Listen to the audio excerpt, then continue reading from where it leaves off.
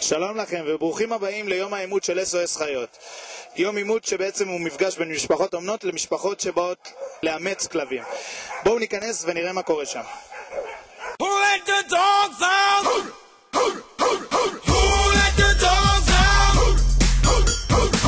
Who let the dogs out? Who let the dogs out? בואי תציגי לנו את עצמך מיד. אני ריקי, ואני ייסדתי את העמותה לפני 33 שנים. אז בואי תספרי לנו קצת על העמותה, מה פועלה. SOS חיות זאת עמותה לפי דעתי מאוד מיוחדת, אנחנו עובדים בשיטה מיוחדת, הפעילות שלנו היא באמת 100% לטובת הכלבים, אנחנו עובדים באמצעות הרבה מאוד משפחות אומנות, פנסיונים לכלבים ברמה מאוד גבוהה, כל שבת ושישי וגם אמצע שבוע יש לנו ימי אימוץ. שלום. שרון. מה פועלך בעמותה? אני אחראית על הכלבים של SOS ביום האימוץ. וכמה זמן את עושה את זה? כמה זמן את מתנדבת? 3 שנים, משהו כזה. ואת משפחה אומנת בעצמך? יש לך כלב בבית? התחלתי כמשפחה אומנת שלאט לאט הוא קיבע את מקומו אצלי בבית והוא כבר שלי.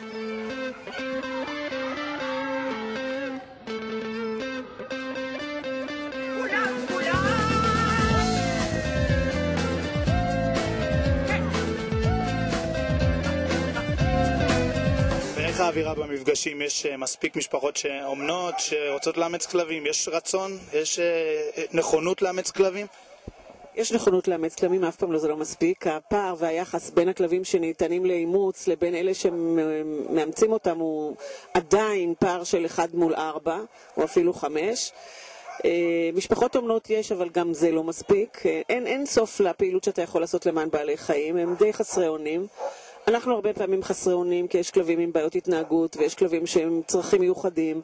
זה ממש עולם ומלואו שאנשים לא יודעים, באים לאמץ כלב ומוצאים את הכלב הנחמד והסימפטי והיפה, אבל יש גם כאלה שהם לא ממש יפים והם יש להם בעיות התנהגות, אז זה לא קל, לא פשוט. זאת אומרת, זה המהות של העמותה שלנו, אנחנו מחלקים אותם בין בתים וככה אנחנו גם מונעים מחלות וגם יכולים לדעת הרבה יותר טוב על האופי שלהם, אם הם מחונכים לצרכים או לא. זאת אומרת, זה בעצם מה שמייחד את אגודת SOS מעמותות אחרות.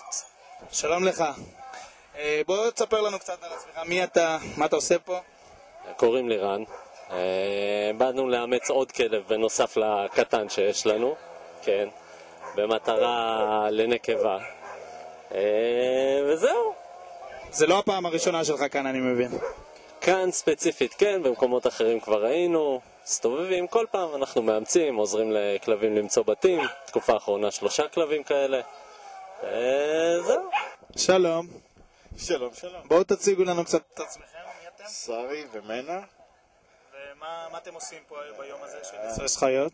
אנחנו משפחה אומנה למישל בעצם. לצבוע הכי יפה בארץ, כן. ומה גורם בעצם לבוא לפה כל שבת ובאמת לנסות, לעזוב בעצם את הכל ולהגיע לפה ובאמת להיות דבקים באמונה שאתם תגיעו לפה ובסוף ייקחו את הכלבה? חשוב לנו מאוד, חשוב לנו שתקבל בית ותקבל בית טוב. עד כדי כך שאנחנו אפילו הולכים לראות את הבית של מי שמתעניין בה. עשינו את זה שבוע שעבר, ובסוף החלטנו שלא, זה לא הבית בשבילה, ולקחנו אותה חזרה הביתה. הם צריכים בית, ובית חם וטוב ואוהב, שייתן להם הכל בעצם. אתם מאמינים שתמשיכו לעשות את זה עוד הרבה שנים? תמיד, תמיד. אין שום בעיה שהיא תלך, אנחנו נביא אחד אחרת או אחד אחר.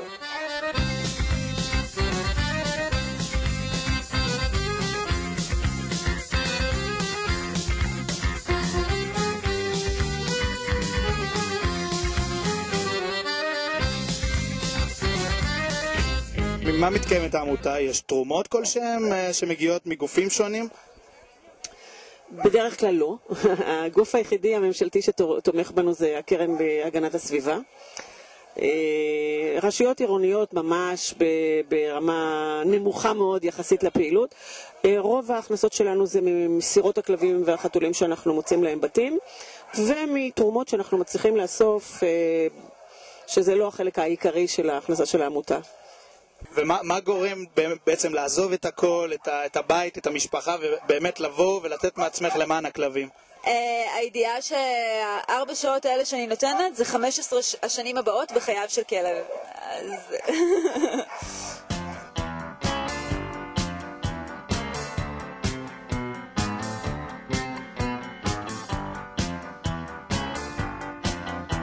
שלום לך.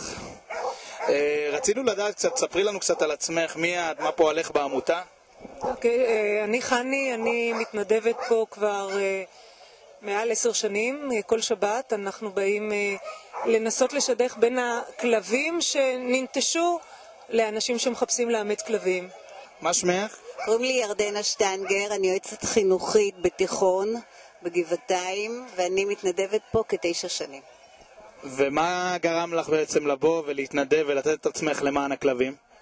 ראשית, אני מאוד אוהבת בעלי חיים, במיוחד כלבים, ומהרגע שאנחנו מבייתים את הכלבים ואחר כך אנחנו עוזבים אותם, בעצם אנחנו גוזרים גזר דין מוות.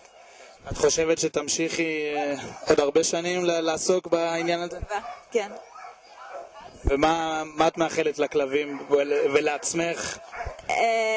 אני מאחלת לכלבים שיהיו פחות כלבים משוטטים, פחות כלבים שמתעללים בהם, שימצאו בתים חמים ונכונים. אנחנו לא מודעים ליכולות של הכלבים, לכמה שהם...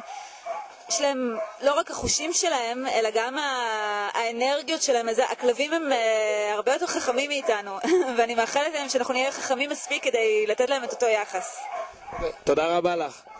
ושאלה אחרונה ככה לסיום, מה בעצם גורם לכל המתנדבים ואיך אתם מגייסים מתנדבים? מה גורם להם באמת לעזוב את הכל ולהגיע ובאמת להשקיע מעצמם ולבוא לפה כל יום? אני מאמין שגם את מגיעה לפה כל שבת. מה גורם לעזוב את הכל וממש לבוא ולתמוך בכלבים? אני חושבת שתחושת הנתינה היא חוויה שהיא מאוד חשובה להתפתחות האישיותית של הבן אדם. אז אתה נותן לכלב, אבל אתה בעצם תורם לעצמך הרבה מאוד, לאגו שלך, לתחושה שלך. זה המניע העיקרי בדרך כלל, שמניע אנשים להתנדב ולתרום. למה דווקא בעלי חיים, למשל? אז אני אומרת, כל אחד באמת הולך למה שהוא נמשך אליו ושווה את ליבו. אני חושבת שהחלק של בעלי חיים, לי לפחות, מאוד מאוד משמעותי. בסיומו של יום אימוץ, כלבים רבים מצאו בית חם. אך ישנם כלבים רבים שעדיין מחכים למשפחה שלהם. כושי כלב קט, נשאר אתה לבד. את אוזנך פתח ואת עיניך פקח. לשמור על ביתי, לשמור על חצרי.